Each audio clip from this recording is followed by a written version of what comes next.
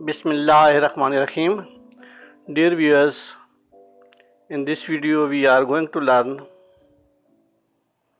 A Tale of Two Cities written by Charles Dickens. پیوز یہ novel M English paper 3 کا ہے. تو first of all introduction of author. Charles Dickens was an English writer and social critic. He created some of the world's best non-fictional characters and is regarded by many as the greatest novelist of the Victorian era. Born February 7, 1812, UK, and died June 9, 1870. تو now viewers, Charles Deccan نے England اور France کی جو تصویر کشی کی ہے، تو شروع کی لائن میں وہ لکھتا ہے it was the best of times and it was the worst of times. تو ناؤ ویئرز کریکٹرس. یہ کریکٹر کا سرسری جائزہ ہے. تو doctor Manette, Charles Darnay, Sydney Carton آپ دیکھ لیں، ان کی دونوں مشابہ ہے. یہ آگے بتاؤں گا کہ اس میں کیا موڑ آتا ہے. میڈم ڈیفارج اور ڈیفارج. لوسی مینٹ یہ ڈاکٹر مینٹ کی بیٹی ہیں، مس پراس اور مسٹر لوری. نو ویو کریکٹرس. پہلا جو کریکٹر ہے وہ ڈاکٹر الیگزینڈر مینٹ کا ہے، جو کہ ایک فرانسیسی ڈاکٹر تھے اور اسے ایوون برادران کی وجہ سے بیسٹائل کی جیل میں 18 سال گزارنے پڑے. لوسی اس کی بیٹی تھیں. رہائی کے بعد لوسی نے اپنے والد کی بڑی خدمت کی اور اسے دوبارہ صحت مند زندگی کی طرف واپس آنے میں کوشش کی. دوسرے کریکٹرس ہیں لوسی مینٹ. وہ ابھی شیرخوار تھیں کہ جب اس کے باپ کو زبردستی قید میں ڈال دیا گیا. رہائی کے بعد لوسی نے اپنے باپ کو صحت مند زندگی کی طرف لوٹانے کی کوشش کی اور لوسی کی شادی چارلس ڈارنے سے ہوئی، جو امیر ماں باپ کی اولاد تھا، جو بعد میں اس کا پتہ چلا کہ یہ تو ایورمونٹ برادران کا بیٹا ہے، جو کہ ظلم استبداد کی وجہ سے مشہور تھے. اس کے بعد چارلس ڈارنے ہے، امیر کبیر کے والدین تھا اور خاندان کا نام چھوڑ کر لندن آیا.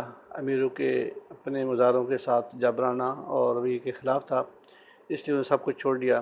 لندن میں سے لوسی سے محبت ہو گئی اور ڈاکٹر مین نے اسے اپنے داماد کے طور پر قبول کیا. اس کے بعد بھی سڈنی کارٹن ہے.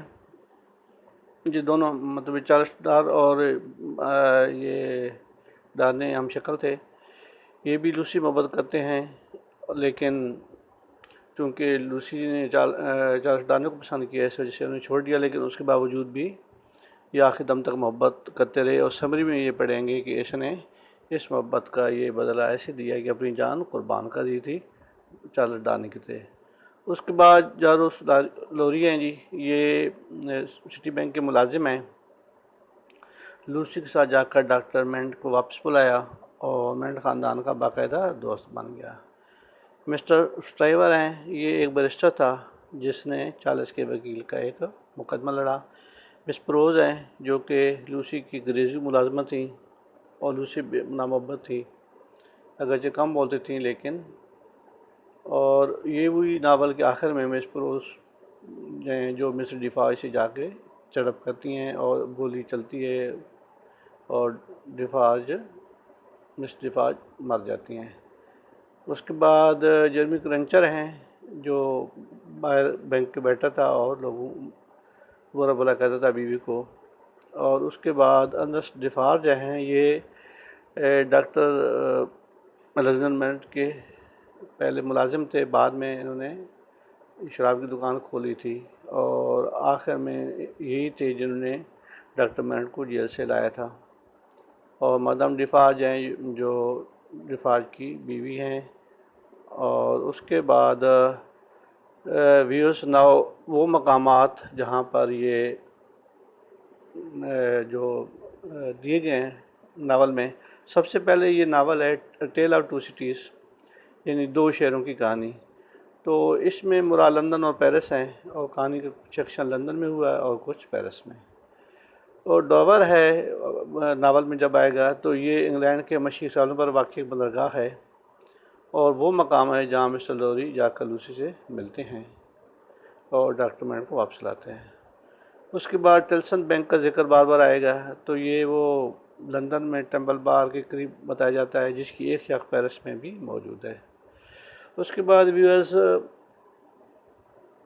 سینٹ اینٹونی ہے، یہ پیرس کی ایک جگہ نام ہے، یہاں وہ جگہ ہے جہاں مسٹر ڈیفارج کا شراب خانہ ہے، اور یہیں پر کیسپر کا مارک کی گاڑی کے پہیے تلے آ کر مارا گیا۔ اس کے بعد دا بیسٹائل ہے، یہ بہت ہی مشہور ہے، اس کا مطلب ہوتا ہے عمارت۔ یہ اصل میں ایک دفاعی قلعے کا نام دیا گیا ہے، اور ابتدائی سے یہ عمارت قید خانے کے طور پر استعمال ہوتی تھی۔ یہ وہ عمارت ہے جہاں ڈاکٹر مینٹ نے 18 سال قید میں گزارے، اور بعد میں انقلابیوں نے حملے کر کے اس پر قبضہ کر لیا۔ اور اے پی کا قید خانہ جو انقلاب کے دوران امراء کو قید کرنے کے لیے استعمال ہوا تھا، اور یہیں پر کیپل کو گرفتار کر کے رکھا گیا، جو ایونٹ برادرہ کا پرانا ملازم تھا، جس نے چارلس کو خط لکھ کر مدد کے لیے بلایا تھا۔ لا فورس ہے، یہ وہ قید خانہ ہے جہاں ان قیدیوں کو رکھا جاتا ہے جو اپنا قرض ادا نہ کر سکے ہوں۔ اور اس کے بعد ناویئرز سمری آف دس ناول، تو ویئرز اس ناول کا جو آغاز ہے وہ 17 ستمبر کی ایک ساتھ رات میں ہوتا ہے، جب مسٹر لوری لندن ٹنسن سینٹر کے ایک بینک کے سینئر عہدیدار فرانس جانے کی غرض سے ڈاور کا سفر کرتے ہیں، اور ڈاور پہنچنے پر انہیں لوسی مینٹ یعنی الیگزینڈر مینٹ سے ملاقات ہوتی ہے۔ دونوں کی منزل پیرس ہے۔ پیرس پہنچنے کے بعد دونوں پیرس کے مضافات سینٹ اینٹونی قریب ایک مے خانے میں جاتے ہیں، جو مسٹر اینڈ مسز ڈیفارج کی ملکیت ہے۔ یہ دونوں لندن سے تعلق رکھنے والے ایک بوڑھے شخص ڈاکٹر الیگزینڈر مینٹ سے ملنے آئے ہیں، جو 18 سال کی طویل قید کے بعد حال ہی میں بیسٹائل سے رہا ہوا ہے۔ حقیقت کیا ہے؟ ڈاکٹر مینٹ ایک فرانسیسی باشندہ ہے۔ کہانی کیا ہے اس کی؟ جو 18 سال پہلے اپنی بیوی اور 2 سال کی ایک بیٹی چھوڑ کر اچانک منظر عام سے غائب ہو جاتا ہے۔ اس کی بیوی اپنی چھوٹی سی بیٹی جو لوسی مینٹ ہے، وہ اپنے آبائی وطن انگلینڈ واپس چلی جاتی ہے، یعنی فرانس سے انگلینڈ چلی جاتی ہے، اور بعد میں اس کی جو بیٹی اپنی بیٹی کو ٹلسن بینک کی ذمہ داری پر چھوڑ جاتی ہے، اور یہ وہی بچی ہے جب جوان ہو کر مسٹر لوری کے ساتھ پیرس میں موجود ہے، اور ڈاکٹر مینٹ کی گمشدگی کے بارے میں ایونٹ برادر کا ہاتھ تھا، جو کہ فرانس کے جاگی طبقے کی نمائندگی کرتے ہیں۔ یعنی اسے اچانک پتہ چلتا ہے کہ اس کا باپ زندہ ہے، اور وہ باپ کو لینے جاتی ہے۔ قصور کیا تھا ڈاکٹر مینٹ کا کہ اس کو کیوں رکھا گیا تھا جیل میں؟ حالانکہ اچھے ڈاکٹر تھے۔ ہوا یہ تھا کہ ڈاکٹر ایونٹ برادران میں سے ایک بھائی ایک لڑکی کی عزت دری کرتا ہے، عزت پامال کرتا ہے، اور لڑکی جب نازک حالت میں ہوتی ہے تو وہ ڈاکٹر مینٹ کو بلاتا ہے۔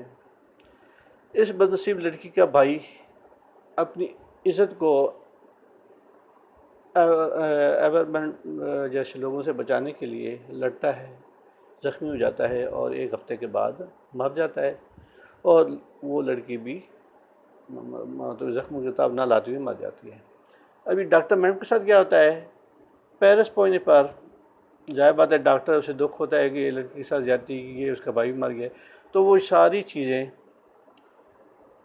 پیرس میں فرانس کی حکومت کو گوش گزار کرتا ہے، لیکن حکومت کیا کرتی ہے کہ ایورمنٹ کو گرفتار کرنے کے بجائے ڈاکٹر مینٹ کو اغوا کر لیا جاتا ہے، اور اس کو بغیر مقدمہ چلائے 18 سال کے طویل قید خانے میں بیسٹائل قید خانے میں رکھا جاتا ہے۔ اور ڈاکٹر کے کیا بیچارے کا ہوتا ہے کہ 10 سال میں ڈاکٹر مینٹ ایک تحریر میں ہر وہ بات اور واقعہ قلم بند کرتا ہے جو اس کے ماضی میں پیش آئے، اس امید کے ساتھ کہ کبھی کوئی واقعہ آئے گا تو کوئی ڈھونڈ لے گا اور اس کو ایک چمنی میں چھپا دیتا ہے۔ ابھی جیل میں ڈاکٹر مین پر قاضی ضرب کیا لگتی ہے کہ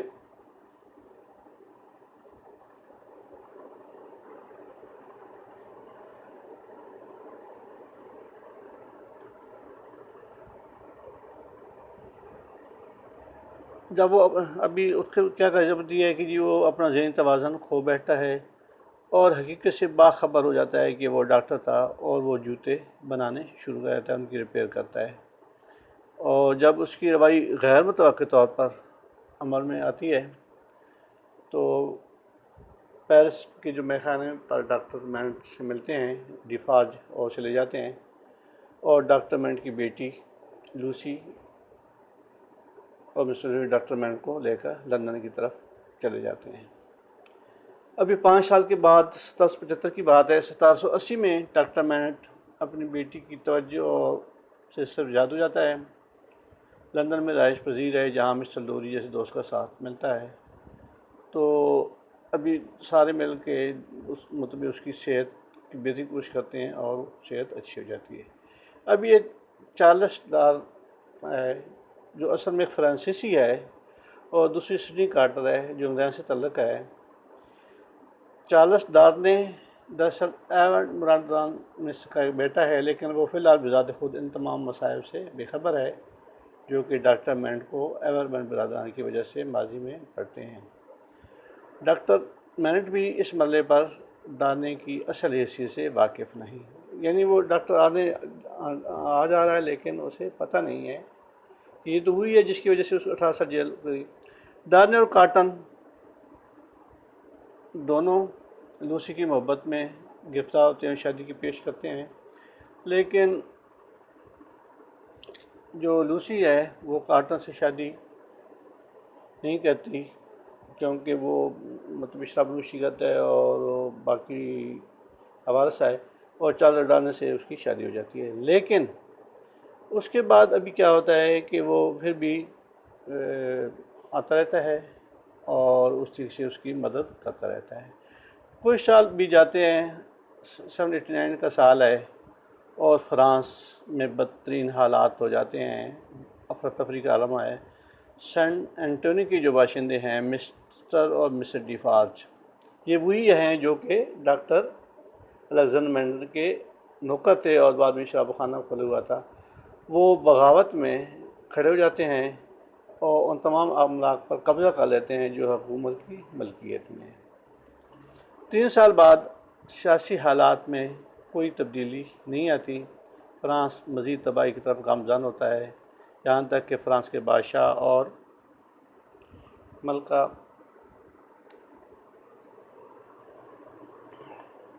کو بھی مال سے نکالا جاتا ہے، مال سے نکال کر جیل میں ڈال دیا جاتا ہے۔